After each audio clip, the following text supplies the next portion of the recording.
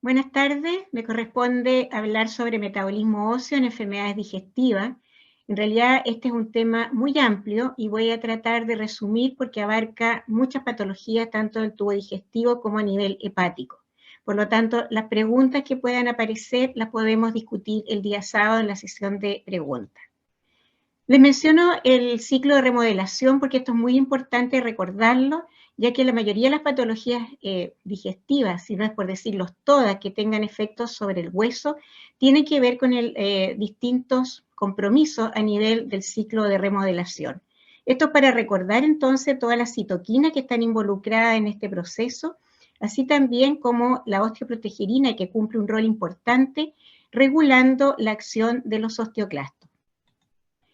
Las causas gastrointestinales y hepáticas de osteoporosis secundarias son varias. Tenemos la enfermedad celíaca, la gastrectomía, generalmente por cáncer gástrico, las cirugías bariátricas, las enfermedades inflamatorias intestinales, insuficiencia hepática y la insuficiencia pancreática. Comenzaremos con la enfermedad celíaca. Su definición es que una enteropatía sensible al gluten es una enfermedad inflamatoria con atrofia de las vellosidades del intestino delgado y está mediado por el sistema inmunitario en individuos genéticamente predispuestos. La prevalencia a nivel mundial es alrededor del 1% y en Chile entre 0,6 a 0,8%, es decir, bastante cerca de la prevalencia mundial. Su predominio en el género femenino en una relación 13:1. La frecuencia de la enfermedad celíaca como causa de osteoporosis alcanza entre 3,4 a un 10%. El 87% del diagnóstico en la edad adulta ocurre entre los 40 y 60 años de edad. Sin embargo, no es raro que también encontremos en pacientes mucho más de edad avanzada. El 40% son asintomáticos y el 21% se diagnostica después de hacer el diagnóstico de osteoporosis cuando hacemos el estudio para descartar causas secundarias y un 9% posterior a una fractura. Se encuentra osteopenia y osteoporosis y hay muchos estudios que hablan de este tema y yo aquí traje uno de ellos porque en realidad incluso son algunos contradictorios ya que hay temas confundentes como edad de menopausia, hombres, mujeres, etc.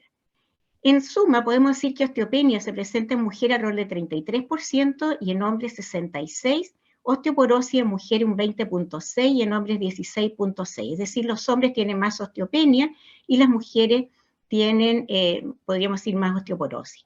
Al momento del diagnóstico, la densitometría ósea está disminuida especialmente en los mayores de 50 años en un 69% y el riesgo de fractura en cualquier sitio alcanza el 30%.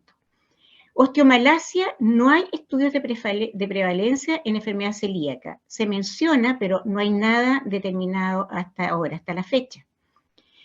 La etiología es multifactorial, hay factores locales y sistémicos. El mayor compromiso es a nivel de hueso trabecular y hay una mala absorción de calcio y vitamina D, lo que conlleva un hiperparatiroidismo secundario. El aumento de la reabsorción ósea está mediada por acción de citoquinas y factores de crecimiento. La relación RAN-ligando y osteoprogesterina está aumentada, es decir, aumenta la actividad de los osteoclastos. El tratamiento con dieta libre en gluten revierte parcialmente la desmineralización, ya que persiste esta a nivel periférico, pero puede mejorar a nivel de columna, es decir, a nivel del hueso trabecular en general. En casos más avanzados pueden haber dolores óseos, pseudofracturas. Es muy importante evaluar las comorbilidades asociadas que pueden afectar la mineralización del hueso. Y dentro de las comorbilidades de la enfermedad celíaca, ustedes ven que son muchas. Desde la depresión, cardíacas, endocrinas, como asociación con diabetes mellitus tipo 1, hipotiroidismo, a nivel renal, a nivel hepático se puede asociar con cirrosis biliar primaria o colangitis primaria esclerosante, a nivel de pulmón, en fertilidad puede haber menarquia tardía, menopausia temprana, y en los hombres alteración de la movilidad espermática, lo que lleva a infertilidad. En el sistema inmune también puede estar asociado a osteoartritis y cánceres como el linfoma no Hodgkin y cánceres también de esófago y a nivel colorecto. Aquí tienen ustedes lo que ocurre con el tratamiento en que hay suspensión de la dieta con gluten durante un año. ¿Y cuál es el efecto a nivel de las pérdidas óseas? Tenemos a nivel premenopáusico, aquí a la izquierda, en mujeres en columna lumbar y femoral y en mujeres posmenopáusicas. En ambas se ve que hay una mejoría relativa, pero que es bastante significativa si consideramos que es solamente un año de tratamiento. Aquí tienen ustedes otro estudio en que se ve también los efectos a nivel cortical y la diferencia con hueso trabecular. En el tratamiento, la recomendación más importante es la dieta libre de gluten, por lo tanto, por lo que hemos visto anteriormente, un adecuado aporte de calcio y vitamina D, cambio en el estilo de vida como todos los tratamientos de osteoporosis, y se recomienda evaluación de densitometría ósea un año después de iniciada la dieta y después posteriormente cada 2 años como son las recomendaciones generales. Otros tratamientos como antirreabsortivo especialmente lo podemos indicar en pacientes mayores en caso de que sea muy importante el deterioro del hueso. Otra enfermedad inflamatoria intestinal tenemos la enfermedad de Crohn y la colitis ulcerosa. En ellas, entre un 13 y un 50% presentan osteoporosis, siendo mayor en la enfermedad de Crohn, con un riesgo aumentado especialmente en fracturas vertebrales. Siempre se deben considerar en todas estas patologías las comorbilidades asociadas y en estos casos la terapia con corticoides. En la etiopatiogenia hay un importante déficit de vitamina D y también hay activación de los factores inflamatorios que entonces van a aumentar la remodelación ósea a través del sistema RAN ligando osteopatigerina. Hay deficiencia nutricional importante, lo que lleva a un índice de masa corporal bajo y también entonces a un hipogonadismo que complica más todavía la desmineralización del hueso. Siempre pacientes hay con tabaquismo y en este caso la sarcopenia, por el hecho de esta deficiencia nutricional y la baja de peso significativa, también empeora la situación a nivel del hueso. Aquí tienen ustedes un esquema muy bueno donde se ve qué pasa en esta patología. Hay mala absorción, baja de peso, disminución de la vitamina D y la absorción de calcio, hiperparatiroidismo secundario, disminución de proteína y otros nutrientes, y todo esto lleva finalmente a un hueso frágil. El aumento de la inflamación, lo que mencionábamos anteriormente, y los tratamientos, ya sean biológicos o glucocorticoides, que contribuyen también a la disminución de la formación ósea y disminución de la musculatura, la sarcopenia y riesgo de caídas. Las enfermedades inflamatorias intestinales, entonces, su tratamiento más adecuado va a ser aporte de calcio y vitamina D. Muy importante mejorar la nutrición por todo lo que mencionábamos. Ojalá la mínima dosis efectiva de corticoides y hay estudios que han demostrado que son eficientes antirreabsortivos como los bifosfonatos, que dada la, depende del paciente si tiene una buena tolerancia digestiva o no, se pueden recomendar los endovenosos. Esto es un tema interesante, que es qué pasa con la infección por Helicobacter pylori y qué riesgo tiene en la salud ósea. Sabemos que la infección por Helicobacter pylori tiene una prevalencia hasta un 70% en países desarrollados. Se asocia a gastritis aguda o crónica, úlceras gástricas y duodenales y linfoma del tejido linfoide y también cáncer gástrico. Tiene efectos extraintestinales como cardíacos a nivel de cardiopatía coronaria, insulinoresistencia y, lo que nos interesa a nosotros, compromiso óseo. ¿Qué ocurre? Hay una mayor generación de citoquinas inflamatorias en la cepa portadora del gen A, el CAGA. En un estudio de 1.149 pacientes seguidos por 11 años, se comprobó que la cepa CAGA estaba presente en el 30% de los pacientes con osteoporosis, 26% de los pacientes con osteopenia y 21% de los pacientes que tenían densitometría ósea normal. Los pacientes con esta cepa tenían 5 veces más posibilidades de fracturas vertebrales y de fractura no vertebral que la población que no lo padecía. Y aquí tienen ustedes un esquema también, qué pasa con el Helicobacter. Hay gastritis crónica trófica, esto disminuye la acidez gástrica, disminuye por lo tanto la absorción de calcio, de nuevo hiperparatiroidismo secundario y finalmente a hueso frágil. La inflamación sistémica, en que se aumentan estos factores, estas citoquinas, y también hay una desregulación endocrina, en que hay disminución de grelina, que influye en la formación ósea, sabemos que tiene un efecto sobre los osteoblastos, la grelina. Hay disminución de los niveles de estrógenos, tanto en el hombre como en la mujer, especialmente por algunas de las células parietales, que se produce una aromatización de los andrógenos a estrógenos, y esto también contribuye, tanto en el hombre como en la mujer, a disminuir la densidad del hueso. Pasando al tema ahora ya más bien quirúrgico, las consecuencias sobre el hueso y el tubo digestivo, tenemos las gastrectomías especialmente por cáncer gástrico y las cirugías bariátricas. Muy importante en ambos casos, cuando un paciente va a ser sometido a una cirugía gástrica, es una evaluación preoperatoria, donde se deben evaluar los factores de riesgo de osteoporosis, niveles de vitamina D, ojalá medir densitometría ósea en todos ellos, y también va a depender la técnica quirúrgica que se va a ampliar en el impacto que va a tener sobre el hueso. El cáncer gástrico tiene una sobrevida 5 años, en estos momentos con cirugía precoz y terapia adyuvante de un 80 a 90%. Por lo tanto, los sobrevivientes aumentan el riesgo de fractura por fragilidad. Se encuentra osteomalacia por gastrectomía en 10 a 20% de los casos y la prevalencia de osteoporosis alcanza el 38 al 55% y fracturas un 40%. Estos pacientes presentan una mala absorción de nutrientes y además al hacer la reconstrucción quirúrgica de la gastrectomía puede haber alteraciones a nivel de duodeno y yeyuno, que sabemos que es donde se produce la absorción más importante de calcio. Por lo tanto, esta disminución de incorporación de calcio y vitamina D lleva a aumento de la reabsorción ósea. Hay disminución también de la absorción de lípidos, de las vitaminas liposolubles, de vitamina K y proteínas. Es decir, desde el punto de vista nutricional, podríamos decir que es un desastre y donde el paciente va a tener realmente una baja de peso muy importante, llegando hasta el 5 al 15%, condicionado especialmente por falta de apetito, dispepsia y alteraciones en la motilidad intestinal. Por otra parte, con esta baja de peso importante, disminución de la carga mecánica sobre el hueso, entonces hay un trastorno además de las regulaciones de vías hormonales, grelina, leptina y la adiponectina. La anemia y disminución de la hemoglobina aumenta el estrés oxidativo y se ha comprobado que esto también tiene un impacto sobre la mineralización del hueso. Por otra parte, tenemos que considerar además las patologías asociadas que pueden tener estos pacientes como diabetes u otras y las terapias empleadas para el tratamiento propiamente tal del cáncer que pueden afectar al hueso. La cirugía bariátrica, que ustedes podrán ver que todas estas patologías dan para cada uno para una charla en forma independiente, pero estoy tratando de hacer un resumen, así que disculpen si en el tema de cirugía bariátrica no me voy a extender tanto. Las técnicas más corrientes tenemos la banda gástrica, donde se obtiene un procedimiento restrictivo y la baja de peso es modesta, y ustedes ven que se deja esta zona para, digamos, para la absorción de los alimentos, y aquí se pone la banda que está conectada al exterior y donde se puede ir cerrando más o menos con solución fisiológica que se inyecta.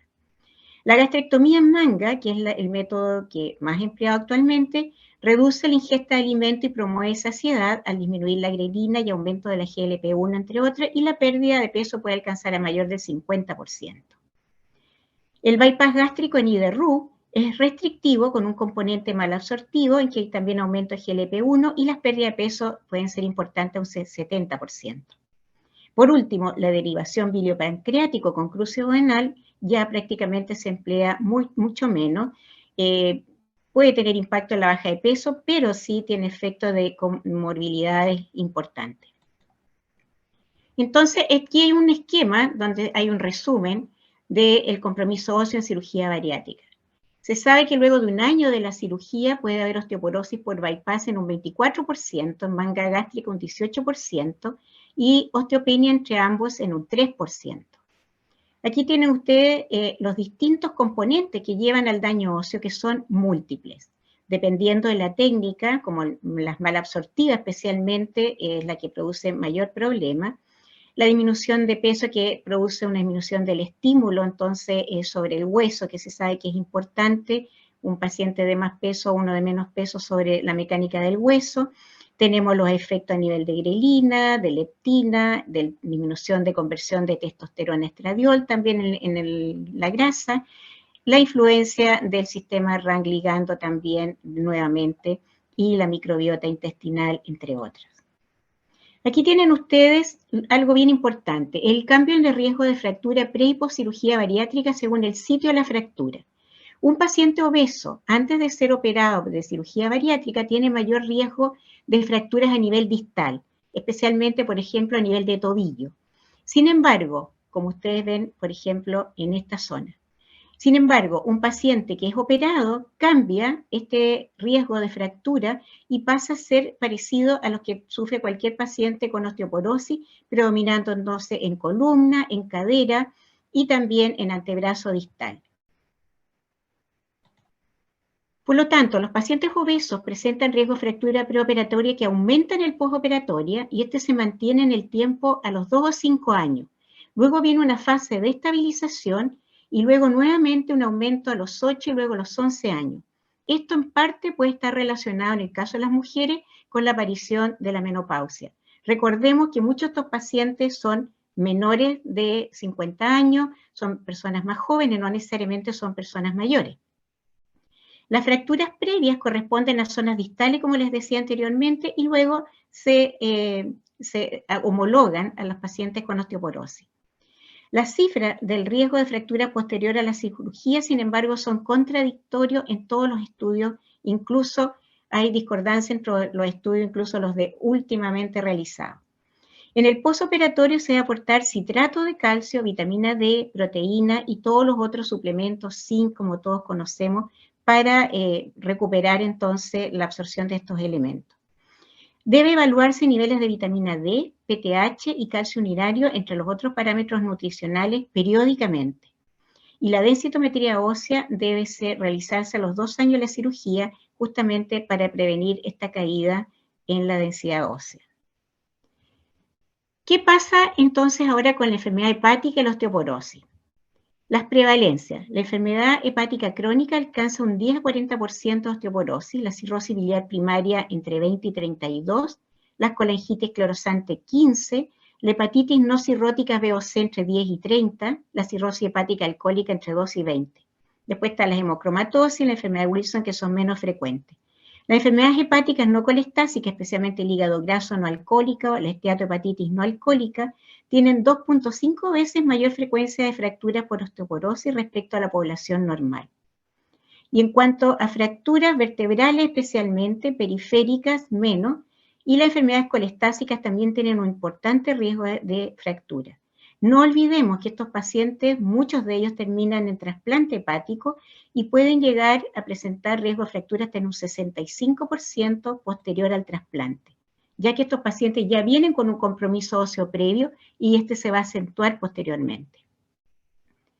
¿Cuáles son los factores de riesgo de fracturas, caídas en la enfermedad hepática crónica? Tenemos el consumo de alcohol, la sarcopenia es un punto muy importante a considerar, la visión alterada, compromiso del sensorio, no olvidar la encefalopatía hepática, el proceso de inflamación crónica y la desnutrición.